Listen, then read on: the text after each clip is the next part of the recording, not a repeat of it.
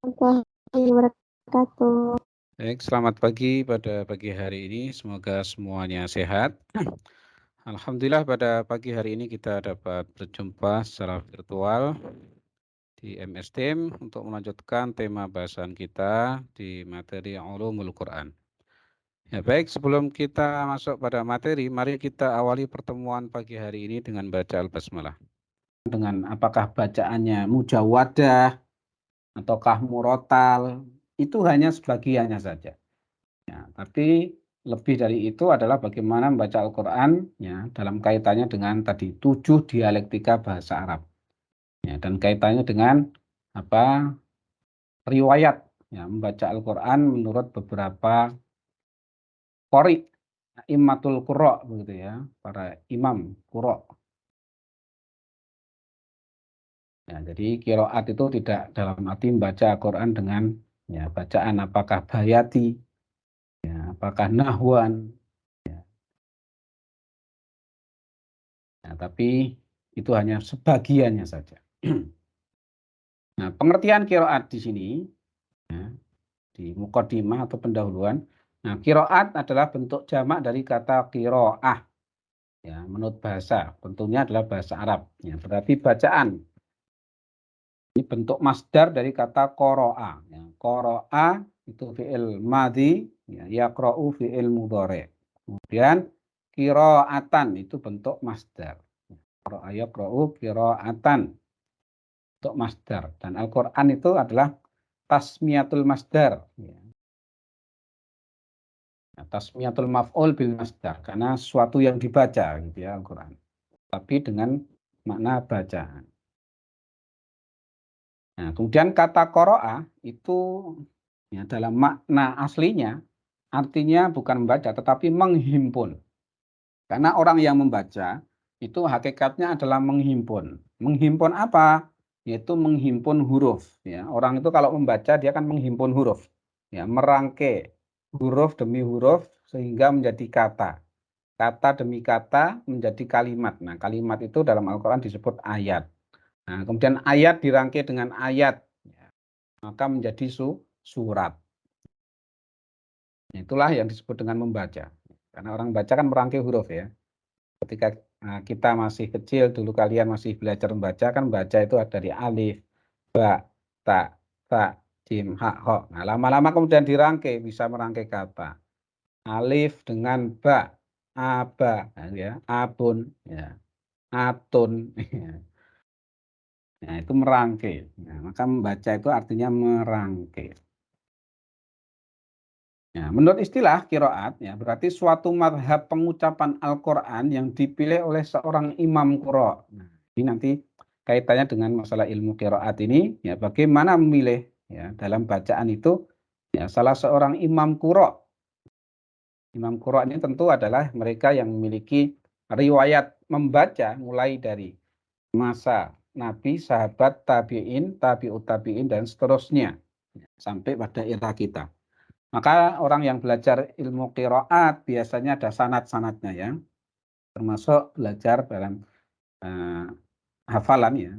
Ada beberapa pesantren yang mengajarkan hifdzul Quran itu apabila dilengkapi dengan ilmu qiraat, ya, biasanya ada yang memberikan sanad, sanad bacaannya sehingga ketahuan oh ini belajar dari siapa syekhnya gitu ya, gurunya siapa, sehingga ya, tidak terindikasi memalsukan metode qiraat gitu ya atau membaca dengan sakar PDW gitu. Nah, qiraat ditetapkan berdasarkan sanad-sanadnya. Jadi belajar ilmu qiraat itu sama seperti belajar ilmu hadis juga, ya, belajar hadis ya. Di situ ada sanadnya, ada sandarannya, ada periwayatnya. Tidak ngarang sakar PDW, tidak ngarang dengan bacaannya sendiri gitu ya. Nah, yang mana sanad itu sampai kepada Rasul Shallallahu alaihi wasallam. Nah, periode qura yang mengajarkan bacaan Quran kepada umat menurut cara mereka masing-masing adalah dengan berpedoman kepada para sahabat. Ya, jadi acuan membacanya adalah kepada para sahabat. Nah, siapa saja di antara sahabat yang termasuk ahlul qura, ya, yang mereka adalah para qori, di antaranya nanti ada ya, yang Musa al-Asy'ari. Musa al-Asy'ari ini Allah anugerahkan kepadanya suara yang merdu, ya, seperti seruling Nabi Dawud. Bagaimana sabda Rasulullah, laqad a'ta, ya, li Abi Musa al-Asy'ari mizmaran misla mazamiri ali Dawud. Ya, Allah berikan kepada Abu Musa al-Asy'ari ini suara seperti seruling Nabi Dawud, ya, merdu begitu ya. Zayyinul Qur'ana bi aswatikum, ya. Hiasilah Quran itu dengan suaramu. Maka memang baca Al-Qur'an itu ya bagusnya suaranya bagus. Suaranya indah. Ketika orang mendengar itu tidak bosan. Ya, kalau kalian sholat taraweh ya, lama terus bacaannya tidak enak didengar walaupun mungkin fasih, tapi kalau bacaannya ya tidak merdu gitu ya, suaranya tidak indah, itu juga menjenuhkan ya, membosankan, capek. Tapi kalau indah ya fasahnya bagus, tajwidnya oke juga ya, dan suaranya indah merdu, nah maka akan membuat pendengarnya itu merasa nikmat gitu ya, mendengarkannya bahkan bisa meneteskan air mata, sahdu gitu ya. Nah, bagaimana tentang sejarah qiraat ini ya? Di sini disebutkan ya beberapa qira' selain yang saya sebutkan yaitu Abu Musa al-Asy'ari. Nah, secara qiraat menurut Az-Zahabi ya, Az-Zahabi dalam kitabnya Tabaqatul Qura' bahwa sahabat yang terkenal sebagai guru dan ahli qiraat Quran ya, ada 7 orang, yaitu pertama ada Utsman bin Affan radhiyallahu an, ada Ali radhiyallahu an atau karamallahu wajhah ya, ada yang menyebut begitu. Ada kemudian Ubay bin Ka'ab radhiyallahu an, ada Zaid bin Thabit. Nah, ini juga selain qura juga sekretaris ya yang menuliskan Al-Qur'an, Zaid bin Thabit, karena Zaid ini pandai juga dalam bahasa Ibrani ya, cerdas orangnya. Kemudian ada Abdullah bin Mas'ud, ya Abdullah ibnu Mas'ud ya, kalau belajar Al-Qur'an salah satunya ditunjukkan oleh Rasulullah ke Abdullah bin Mas'ud ya, karena Abdullah bin Mas'ud dan Zaid bin Sabit ini adalah orang yang tahu ya, ketika menertibkan Al-Qur'an itu ya, ketika Al-Qur'an diturunkan kan tidak berurutan surat dan ayatnya ya. Nah, di tangan Zaid bin Sabit dan Abdullah bin Mas'ud ini ya, dia tahu ya, harus diletakkan surat ini setelah surat apa, ayat ini setelah ayat apa. Nah, ini yang paling tahu ya, itu Zaid bin Sabit dan Abdullah bin Mas'ud. Kemudian ada lagi Abu Darda. Nah, dan yang terakhir Abu Musa al-Asy'ari ya. Tapi di antara sahabat ini ya, kalau dalam keindahan suara adalah Abu Musa al-Asy'ari. Nah, kemudian lebih lanjut ia menjelaskan segolongan besar sahabat mempelajari dari Ubay. Nah, yang mempelajari dari Ubay diantaranya ada Abu Hurairah. Ya, Abu Hurairah ini yang terkenal dalam bidang hadis ya. Meriwayatkan sekitar 5.700-an hadis gitu ya. Dan masuk Islamnya sebenarnya agak belakangan ya. Baru tahun ke-7 Hijriah. Tapi paling banyak meriwayatkan hadis. Nah, ini belajarnya dari Ubay. Kemudian ada Ibnu Abbas dan Abdullah bin Sa'ib. Ya, Ibnu Abbas itu dikenal dalam bidang Quran, tetapi dalam aspek tafsir, ya, bukan dalam ilmu qiraat. Nah, dalam bidang tafsirnya yang paling pandai di antara sahabat itu adalah Abdullah Ibnu Abbas. Dan ada Abdullah bin Sa'ib. Nah, Ibnu Abbas belajar pula kepada Zaid bin Sabit.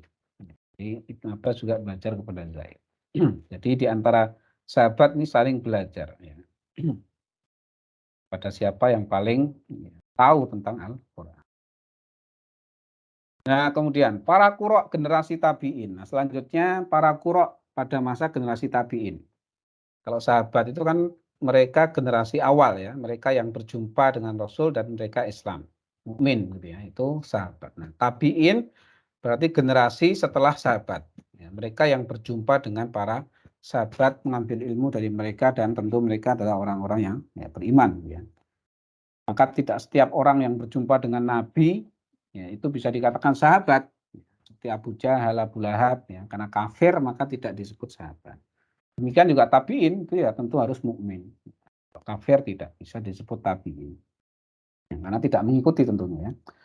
Nah, di Madinah dari generasi qurra tabi'in ini adalah Ibnul Musayyab. Ibnul Musayyab, ada Urwah, ada Salim, Umar bin Abdul Aziz. Nah, Umar bin Abdul Aziz ini termasuk khalifah ya, khalifah Bani Umayyah yang populer. Kemudian ada Mu'ad bin Haris. Kemudian di Mekah ada Ubaid bin Umair, ya, Ubaid bin Umar. Ada Atha bin Abu Robah, ya, Atha bin Abu Robah. Nah, Atha ini juga seringkali kita dapati dalam kitab-kitab tafsir, ya, sering disebutkan, ya, meriwayatkan, ya, dalam masalah tafsir. Kemudian ada Tawus juga demikian, ini terkenal. Mujahid, ya, Mujahid juga dikenal nih dalam dalam periwayatan ilmu tafsir juga. Nah, ada Ikrimah. Nah, Ikrimah ini ternyata adalah putra dari musuh Rasulullah. Ikrimah bin Abi Jahal, ya. Putra dari Abu Jahal. Ikrimah, dia Islam ternyata. Walaupun ayahnya adalah musuh besar Rasulullah. Ya. Kemudian ada Ibnu Abu Malikah.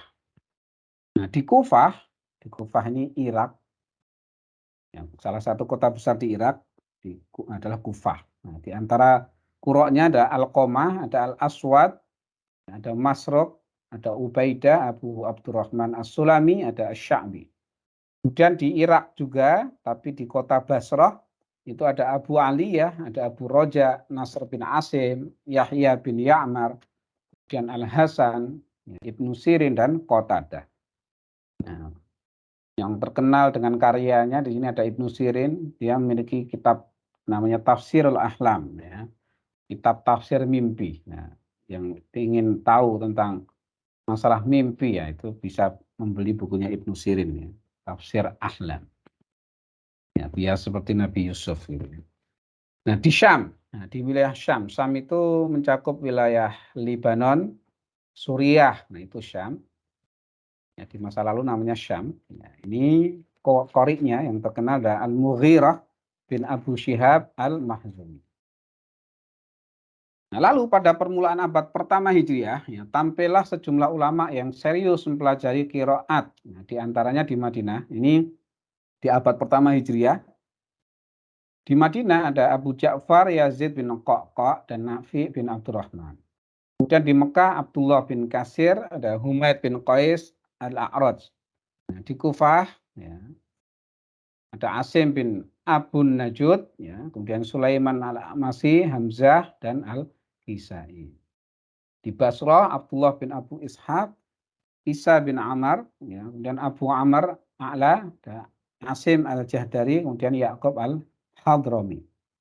Nah, di Syam ada Abdullah bin Amir, Ismail bin Abdullah bin Muhajir, ada Yahya bin Haris, dan Suraih bin Yazid Al-Hadrami. Nah, ini nama-nama qura' di masa awal abad pertama Hijriah.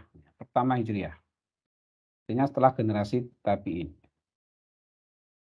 Nah, kemudian mulai masuk pada para qura' yang 7, yang nanti kemudian ada kemudian menjadi syekh, ya, dari para a'immah di qura' as-sab', ya, qira'ah sab'ah. Nah, ulama abad ketiga Hijriah kemudian milih 7 orang ahli qiraat sebagai imam qiraat. Nah, yang ketujuh itu adalah Abu Amr bin A'la, Ibnu Kasli, Nafi al-Madani, Ibnu Amir Asy-Syami, Asim al-Kufi, kemudian Hamzah al-Kufi, ada Al-Kisai al-Kufi. Ya, kebanyakan Kufi, berarti orang Irak dari Kufah. Nah, mereka kemudian terkenal sebagai 7 imam qiraat. Nah, sebab mengapa ketujuh imam qiraat itu saja yang dikenal? Nah, mengapa ini kemudian dikenal hanya 7 ini? Nah, sehingga kemudian muncul ada istilah qiraah sab'ah itu. Nah, sebabnya adalah pertama, banyak periwayat qiraat mereka. Artinya banyak periwayat itu berarti banyak yang mengambil ilmu qiraat dari dia. Ya, dari ketujuh para qura' ini. Atau bisa dikatakan banyak muridnya. Ya, maka dari muridnya itu menyampaikan. Ya, sebagaimana dalam madhab fikih, mengapa yang dikenal sampai hari ini cuma 4? Ya, padahal sebenarnya tidak hanya 4 madhab, ya, ada madhab Jaririyah misalnya. Nah, tetapi yang populer 4 karena di antara keempat para immatul madhahib, ya, dalam bidang fikih seperti Imam Malik, Abu Hanifah, Imam Syafi'i, Imam Ahmad bin Hanbal itu banyak muridnya sehingga madhabnya terkenal populer sampai saat ini. Adapun yang lain seperti madhab Jaririyah, Sauri dan lain sebagainya itu tidak punya banyak murid sehingga istilahnya punah begitu ya. Mazhabnya kemudian tidak banyak dikenal. Nah, dalam bidang ilmu qiraat juga demikian. Nah, makin banyak murid kan makin banyak yang menyampaikan, hingga lebih langgeng gitu istilahnya. Dan yang kedua, untuk mempermudah penghafalan dan pendhobitan qiraatnya. Mengapa kemudian hanya 7, padahal lebih dari itu sebenarnya. Nah, ini salah satunya juga untuk mempermudah penghafalan ya, dalam menghafal qiraat ya, macam ragam qiraatnya itu. Kemudian pendhobitan qiraatnya ya, ketepatan dalam membaca. Itu agar lebih mudah. Nah, kalau makin banyak mazhab kan makin puyeng gitu ya. Dan yang ketiga, pembatasan yang dilakukan oleh para penulis kitab tentang qiraat dengan berbagai alasan. Ya, memang karena pembatasan, artinya para mu'allif, ya, para penulis kitab tentang ilmu qiraat itu memang membatasi juga pada ketujuh orang tersebut. Nah, orang pertama yang menyusun kitab tentang qiraat adalah Abu Ubaid Al-Qasim bin Salam. Ya, kemudian ada Ahmad bin Jubair Al-Kufi. Kemudian ada Ismail bin Ishaq Al-Maliki. Kemudian Abu Ja'far ya, bin Jarir At-Tabari ya. Ini Ibnu Jarir At-Tabari yang saya sebut dalam bidang fikih tadi ternyata juga masuk dalam kategori menulis tentang ilmu qiraat. Kemudian Abu Bakar Muhammad bin Ahmad. Ya. Kemudian ada Abu Bakar bin Mujahid. Pada masa itu, ya, pada masa Ibnu Mujahid, ya, inilah ditetapkan nama Al-Kisai. Kemudian membuang nama Yakub ya, dari kelompok 7 yang tersebutkan di atas ini. Nah, kemudian para imam qiraat sab'ah. Kan populer dalam bidang ilmu qiraat itu qiraah sab'ah. Tentu qiraah sab'ah belum saatnya diajarkan kepada yang masih pemula gitu ya. Karena perlu kelancaran juga dalam membaca ya, sebelum belajar tentang qiraah sab'ah. Nah, nama-nama imam qiraat yang 7 adalah ada Abu Ammar bin A'la ya, atau disebut nama panjangnya Zabban ya, bin A'la bin Ammar Al-Mazini Al-Basri, ya, orang Basrah Irak. Wafat di Kufah tahun 154 Hijriah. Kemudian Ibnu Kasli, ya, Abdullah bin Kasir Al-Makki, ya, ini turunan Persia, berarti Iran gitu ya. Lahir 45 Hijriah, wafat di Mekah tahun 120 Hijriah. Kemudian ada Nafi Al-Madani, ya, nama lengkapnya Burwai Nafi bin Abdurrahman bin Abu Nuaim Al-Laisi. Ya, berasal dari Isfahan, ya, juga wilayah Persia, Iran gitu ya. Lahir 70 Hijriah, wafat di Mekah tahun 160 Hijriah. Kemudian keempat ada Ibnu Amir Asy-Syami, orang Syam. Abdullah bin Amir Al-Yasubi, lahir di Balqa 8 Hijriah, wafat di Damaskus. Damaskus itu ibu kota khilafah Bani Umayyah ketika itu, Suriah. 118 Hijriah. Kemudian ada Asim Al-Kufi, Asim bin Abu Najud, ya, wafat di Kufah tahun 127 Hijriah atau 128 Hijriah. Kemudian Hamzah Al-Kufi, ya, Hamzah bin Habib bin Imarah Al-Zayyad Al-Fardi At-Taimi. At-Taimi ini berarti suku Arabnya itu ada kaitannya dengan Yaman gitu ya, karena bagian Arab Selatan. Lahir 80 Hijriah. Wafat di Halwan tahun 156 Hijriah. Kemudian Al-Kisai Al-Kufi, nama lengkapnya Ali bin Hamzah, ya, berasal dari Persia. 119 Hijriah, wafat di Barbawai, di Roy. Ya, ini Iran juga ya, 189 Hijriah. Nah, itu para imam qiraat sab'ah. Nah, kemudian dari yang disebut dengan para imam qiraat sab'ah itu masih ditambahkan lagi, ya, ada yang menambahkan 3 imam qiraat. Ya, sehingga menjadi 10, maka dikenal dengan qiraah asrah gitu ya. Nah, ditambahkan itu nama-nama mereka adalah Abu Ja'far Al-Madani, ya, Yazid bin Qaqqa, wafat di Madinah tahun 128 Hijriah atau 130 Hijriah atau 132 Hijriah. Ya, ini berarti ada ketidakpastian dalam tahun wafatnya ya.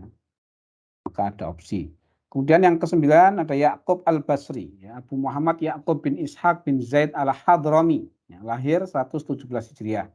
Wafat di Basrah tahun 205 Hijriah. Kemudian ada Khalaf, ya, Abu Muhammad Khalaf bin Hisham bin Sa'lab Al-Bazar Al-Baghdadi. Dia orang Baghdad ya. Lahir 150 Hijriah, wafat 229 Hijriah. Nah, ini penambahan dari qiraah sab'ah menjadi qiraah asrah. Nah, bahkan sebagian ulama masih menambahkan lagi menjadi 4 4 qiraat ya, tambahan 4 qiraat maka menjadi 14 ya. Qiraah al-arba'ata asyar begitu ya, tapi tidak populer. Ya, yang populer hanya qiraah sab'ah atau qiraah asyrah. Nah, qiraat ini Al-Hasan al-Basri ya. Hasan al-Basri. Imam Hasan al-Basri ini juga dikenal dalam bidang tasawuf ya. Kalau kalian belajar tentang al-firaq al-islamiyah, kelompok-kelompok Islam, nah itu nanti permulaan munculnya aliran Mu'tazilah. Faham Mu'tazilah ini berawal dari murid Hasan al-Basri yang bernama ya, Atha ya. Asim bin Atha. Atha itu yang kemudian memunculkan tentang konsep dosa. Dosa besar itu di kalangan Mu'tazilah bainal mangzilatain. Laisal fasik ya, laisal fasik walal laisa apa? Bil kafir. Ya, tidak kafir, tidak fasik. Wasil bin Atha ya. Ya, namanya Wasil bin Atha. Tadi saya salah sebut ya. Wasil bin Atha ini murid dari Hasan al-Basri. Nah, Hasan al-Basrinya ini termasuk disebut di kalangan ahli qiraat. Kemudian yang ke-12, qiraat juga ini nah, Muhammad bin Abdurrahman. Ya, Muhammad bin Abdurrahman. Ibnu Muhaisin wafat tahun 123 Hijriah. Kemudian Yahya bin Mubarak al-Yazidi an-Nahwi. Tahun 202 Hijriah. Kemudian yang ke-14 Abul Farad Muhammad bin Ahmad Asy-Syahbizi. Ya, wafat tahun 388 Hijriah. Atau ada juga yang mengatakan masih Sulaiman bin Muhram Abu Muhammad Al-Kufi. Ya, wafat 148 Hijriah. Nah, selanjutnya nah, dari ke-14 qiraat ini, nah, adapun mushaf yang saat ini tersebar di seluruh dunia pada umumnya sebagian besarnya bukan keseluruhan, artinya sebagian besar bukan keseluruhan, merupakan hasil penulisan dan susunan yang sesuai dengan riwayat Hafiz bin Sulaiman.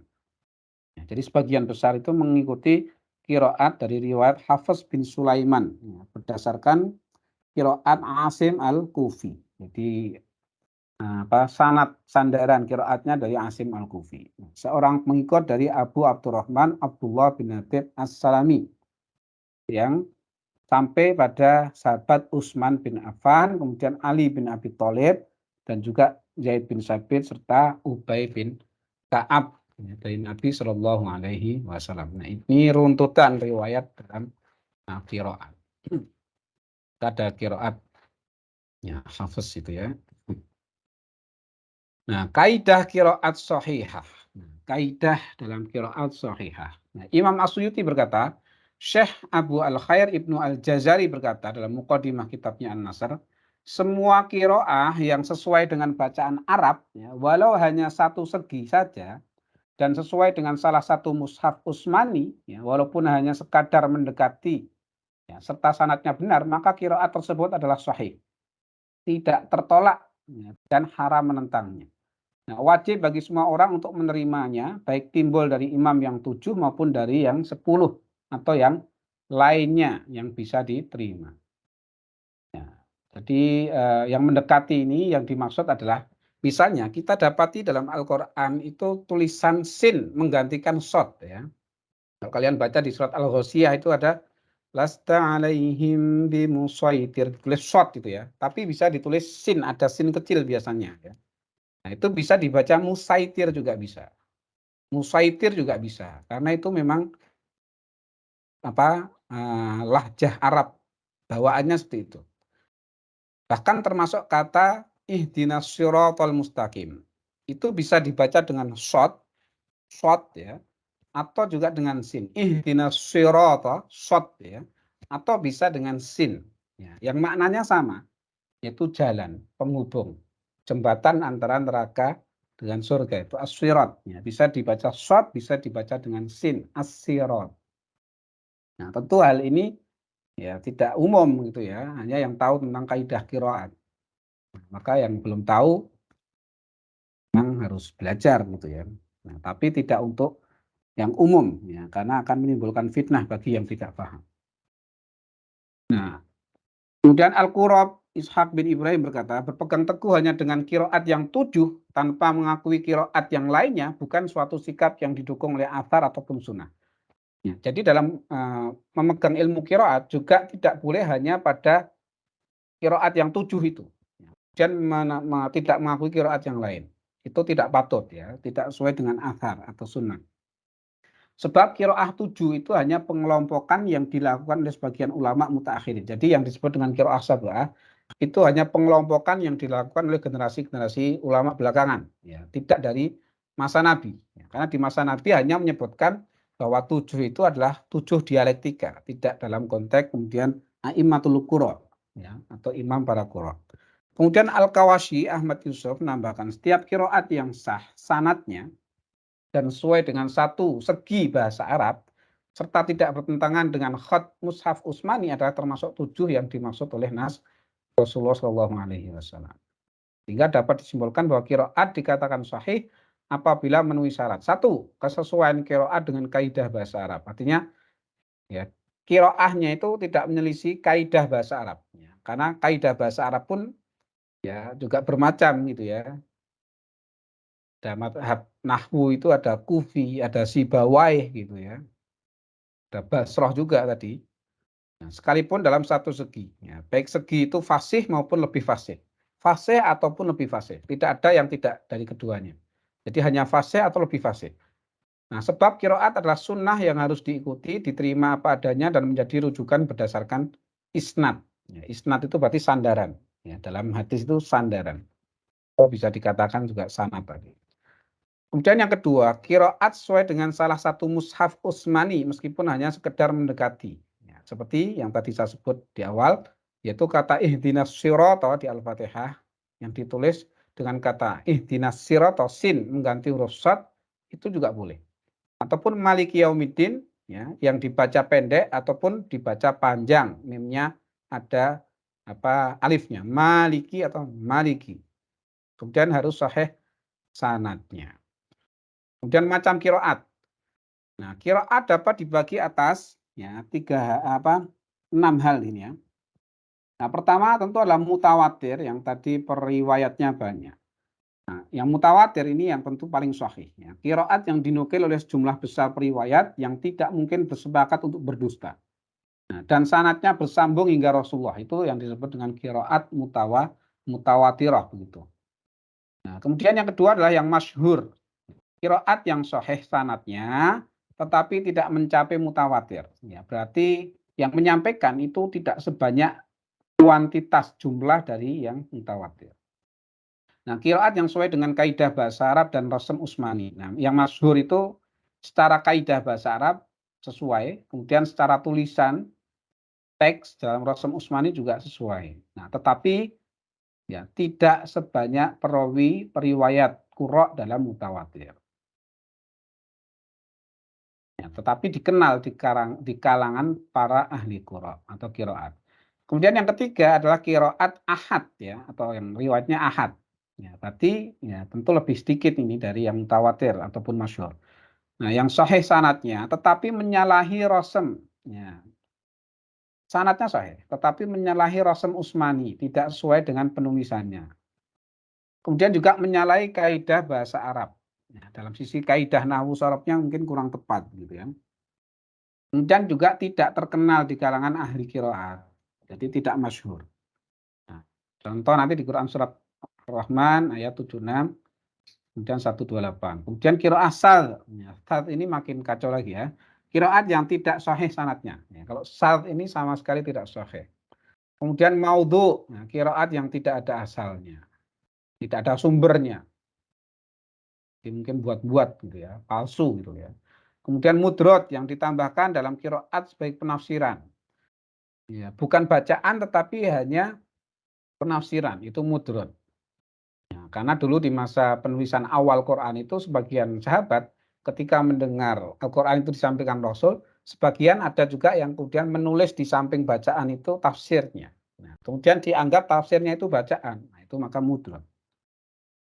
Misal di sini di Al-Baqarah 198. Nah, keempat macam yang terakhir tidak boleh diamalkan. Jadi yang keempat macam yang terakhir berarti yang 6, 5, 4, 3. Ya, mulai dari yang ahad, salf, maudhu, mudrot. Ya, ini tidak bisa digunakan. Tidak boleh diamalkan bacaannya. Nah, jumhur berpendapat bahwa qiraat yang mutawatir ialah qiraat yang 7. Nah, sedangkan qiraat selain itu tidak boleh dibaca di dalam maupun di luar sholat. Artinya di dalam bacaan ketika baca di sholat ataupun di luar itu tidak boleh dibaca. Kemudian Abu Syamah dalam Al-Mursyidul Wajiz berkata, tidak sepantasnya kita tertipu oleh setiap kiroat yang disandarkan kepada salah satu ahli kiroat yang 7 dengan menyatakannya sebagai kiroat yang sahih. Jadi harus hati-hati. Kecuali bila kiroat itu telah memenuhi syarat-syarat. Ya. Bukan siapa kepadanya kiroat itu dihubungkan, artinya tidak kepada siapa nama qori disandarkan kepadanya. Ya. Nah, hal ini karena kiroat yang dihubungkan kepada setiap qori yang 7 atau yang lainnya itu ada yang disepakati, ya, tapi ada pula yang sal. Artinya disepakati ulama, ada yang masih rancu, sal, artinya tidak sahih dari sisi sanadnya. Nah, hanya saja karena popularitas qori 7 dan banyaknya kiroat, mereka telah disepakati kesahihannya. Nah, maka jiwa merasa lebih tentram dan cenderung menerima kiroat yang berasal dari mereka melebihi kiroat yang bersumber dari qori-qori lainnya. Nah, mungkin kita akan contohkan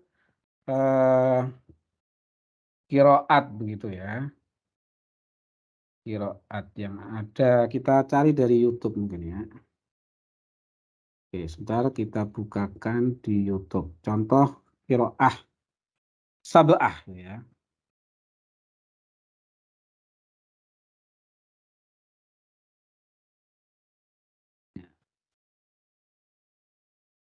Kita share screen.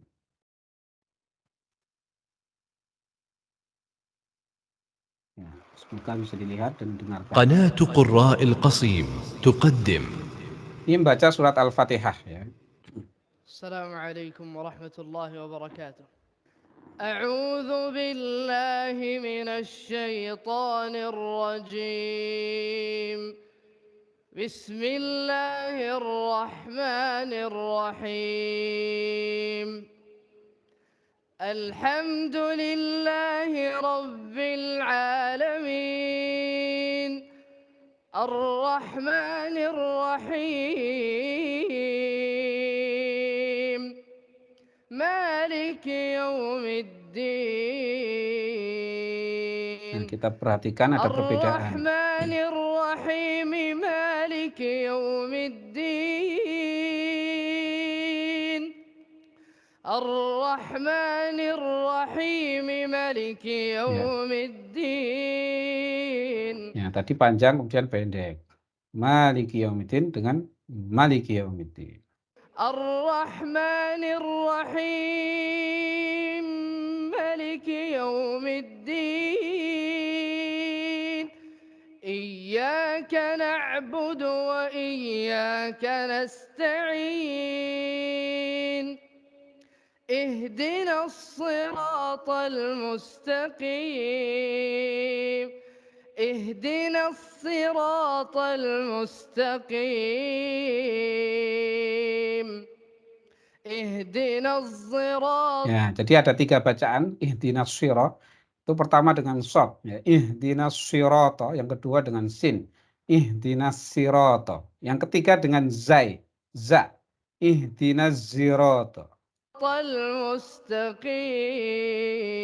Nah, kita ulangi dikit mungkin ya. اهدنا الصراط المستقيم. اهدنا الصراط المستقيم. اهدنا الصراط المستقيم. صراط الذين أنعمت عليهم. صراط الذين أنعمت عليهم. صراط الذين أنعمت عليهم. Nah, ini alaihum ya, bukan alaihim ya. Selain kata sirat ya, sirat, zirat ya, alaihum ya, bukan alaihim tapi alaihum. Nah, kalau ada ngimami kayak gini di masjid biasa itu ya, masyarakat awam nggak bingung gitu ya. صراط الذين أنعمت عليهم غير المغضوب عليهم ولا الضالين.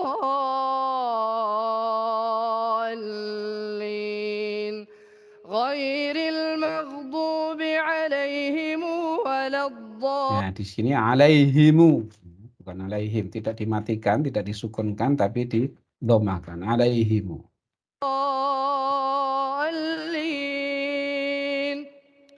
غير المغضوب عليهم ولا Alaihum. الضالين.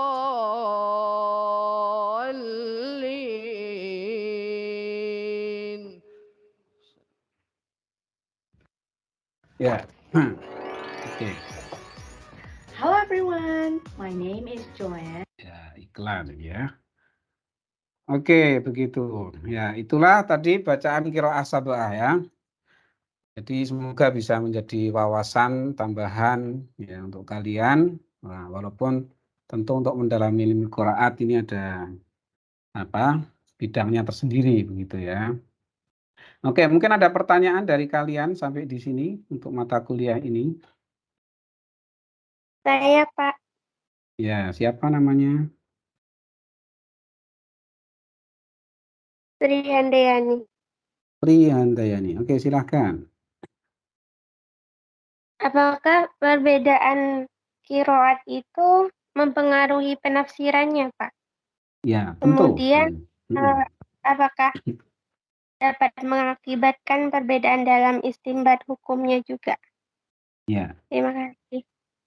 Ya, jadi memang perbedaan qiraat itu akan mempengaruhi makna ya. Tentu karena mempengaruhi makna bisa mempengaruhi istinbatul hukum. Ya. Maka muncul ya tadi saya sebutkan di awal ya madhab-madhab dalam fikih, pemahaman hukum khususnya.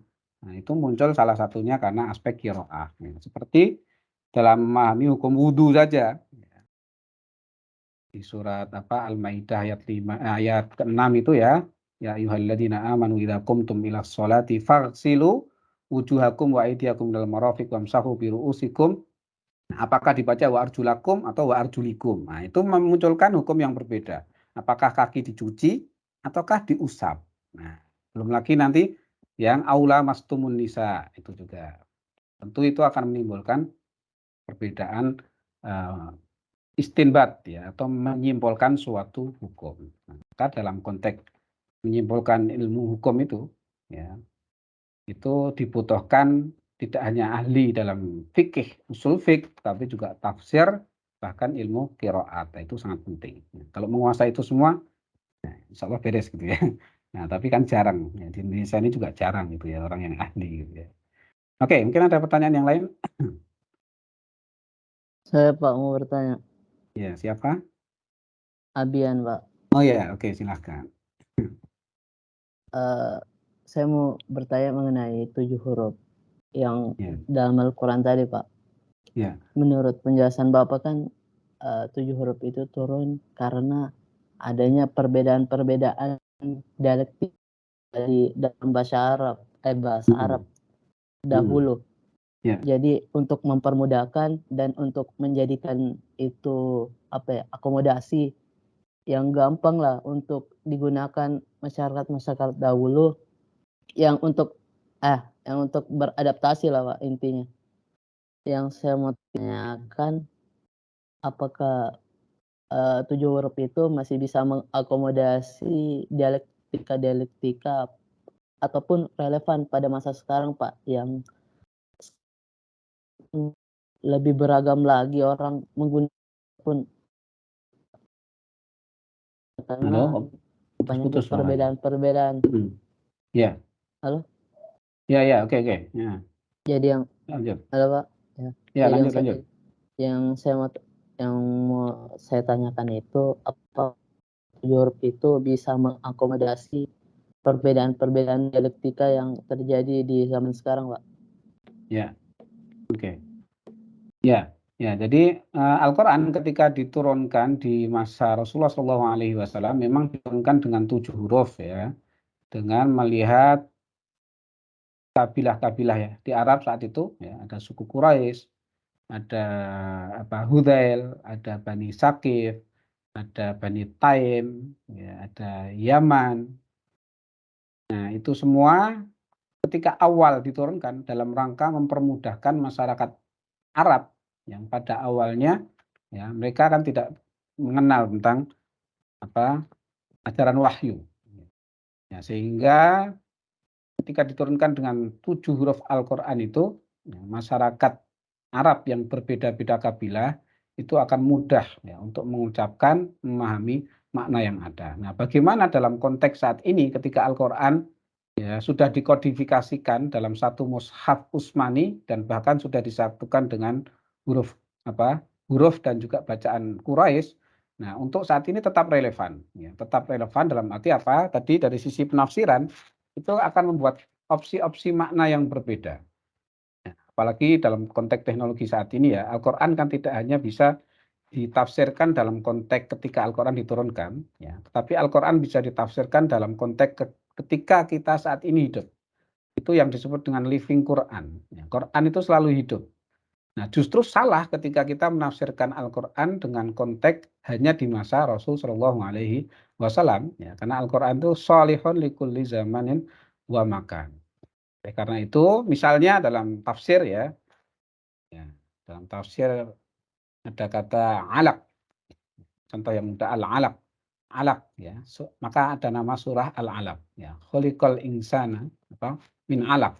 Alaq itu kalau di masa lalu para mufassir menafsirkan adalah segumpal darah. Dalam konteks saat ini alaq itu tidak lagi segumpal darah, lebih modern lagi, bisa diterjemahkan, ditafsiri sebagai sel yang bergantung di dinding-dinding rahim. Karena kata alaq itu kan bergantung, zigot ya. Nah, itu misal dalam konteks tafsir. Nah, dalam konteks bacaan juga demikian tadi ya, seperti kata as-sirat, kata malik menjadi maliki. Nah, dengan bacaan yang ada, artinya meskipun secara rosem, secara tertulis kan tidak sama, tapi bacaannya masih ada. Nah, itu juga akan memberikan ya, penafsiran yang justru beragam. Nah, penafsiran yang beragam itu akan menimbulkan pemahaman yang banyak. Justru Al-Quran itu kalau dipahami hanya dari satu segi pandang, kita akan terlalu sempit, ya, menjadi monoton pandangan terhadap Al-Quran. Nah, maka ketika muncul perbedaan itu, justru akan memperkaya dari makna Al-Quran, ya, sehingga sesuai dengan living human life gitu ya, istilahnya living Qurannya tadi. Ya, kehidupan manusia yang terus berkembang berbeda. Nah, mana ada di zaman Rasulullah haji naik pesawat kan gitu ya, tidak ada. Sekarang sudah naik pesawat. Ya, maka seperti kata sayyarah misalnya dalam surat Yusuf. Ada kata sayyarah di surat Yusuf itu ya. Sayyarah itu sekarang namanya mobil. Kalau zaman dulu sayyarah itu ya kendaraan yang penting bisa berjalan ya, onta ya, kuda gitu ya. Tapi dalam konteks perkembangan bahasa Arab, ya kan bahasa juga berkembang ya, sesuai culture-nya. Nah, itu sayyarah bisa menjadi kendaraan bermesin ya, mobil. Nah, maka orang tawaf bahkan di Masjidil Haram sekarang ya, dulu tawaf itu kalau orang sakit, orang tua bisa pakai onta. Sekarang bisa kursi roda. Bahkan sudah pakai yang bisa berjalan pakai mesin itu namanya skuter. Nah, skuter itu tawaf di Masjidil Haram sudah bisa pakai skuter. Nah, itu pemahaman yang fleksibel sebenarnya. Maka salah kalau memahami Al-Quran terus monoton. Nah, itu berbahaya. Ya. Oke, saya kira itu. Any other question? Fi soal ukhra. Ya, ini pertemuan terakhir ya, sebelum ujian ya. Nah, jadi ini pertemuan terakhir sebelum ujian. Maka silakan persiapkan di pertemuan yang akan datang, Jumat yang akan datang. Semoga tidak ada halang rintang itu. Nah, insya Allah Jumat depan kita akan ujian akhir. Maka mohon kalian untuk mempersiapkan mempelajari dari sekarang. Mulai dari tema terakhir itu kita masuk bab, kita lihat dulu. Setelah ujian kompetensi ya. Berarti mulai dari bab nuzulul Quran ya. Dari tema nuzulul Quran dan aspek-aspek yang mencakup di dalamnya. Pertama awal surat atau ayat yang turun, kemudian tema apa saja yang pertama kali turun, kemudian akhir surat ataupun ayat yang terakhir turun, kemudian masuk tentang 7 huruf Al-Quran, kemudian sampai bab ilmu qiraat ini. Nah, silakan nanti dipelajari. Nanti materi PowerPoint akan saya unggah di naik kelas. Nah, silakan sering-sering ditengok, kemudian untuk mendownload materinya ya. Nah, selain itu mungkin juga bisa memperkaya wawasan dengan buku-buku yang lain ya, tentang ulumul Quran. Nah, semoga kalian bisa mempersiapkan, kemudian nanti pas ujian sudah siap. Ya. Jadi tidak hanya sekadar mengerjakan soal, ya. Kalau hanya mengerjakan soal asal itu ya nanti nggak maksimal hasilnya ya. Tentu kalian ingin nilai juga maksimal, maka belajarnya juga harus maksimal gitu ya. Jangan asal. Ya. Karena kuliah pun juga kalau cuma asal ikut, tapi hatinya tidak hadir, akal pikirannya tidak hadir ya sia-sia gitu ya. Ujian juga. Nah, maka ujian menjadi momen untuk belajar. Diniatkan semua tentu karena Allah, ya, belajar, mendapatkan ilmu, menambah wawasan gitu. Semoga ilmunya menjadi bermanfaat. Baik, itu saja. Nah, kemudian sekarang waktu untuk mengisi presensi di pertemuan ke-15. Bentar ya, saya settingkan dulu presensinya.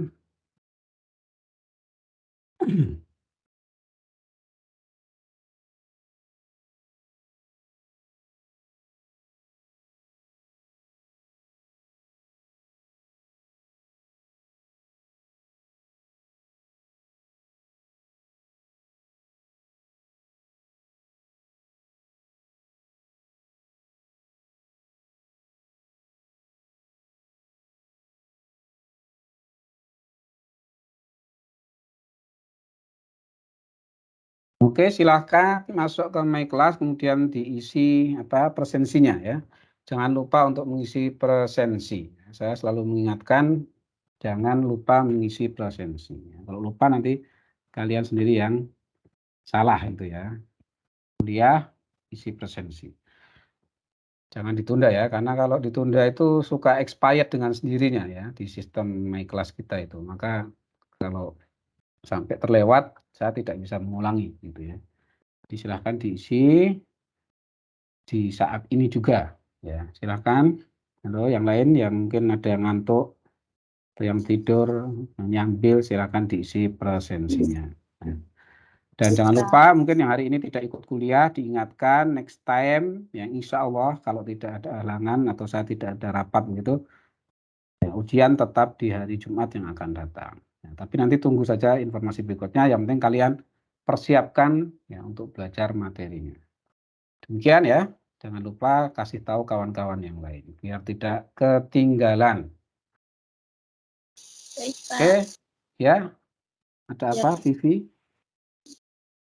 Tidak, Pak. Tidak. Baik, kalau sudah, maka saya akhiri pertemuan di pagi hari ini dengan doa kafaratul majelis. Subhanakallahumma wa bihamdika asyhadu an la ilaha illa anta astaghfiruka wa atubu ilaik. Wassalamualaikum warahmatullahi wabarakatuh. Waalaikumsalam.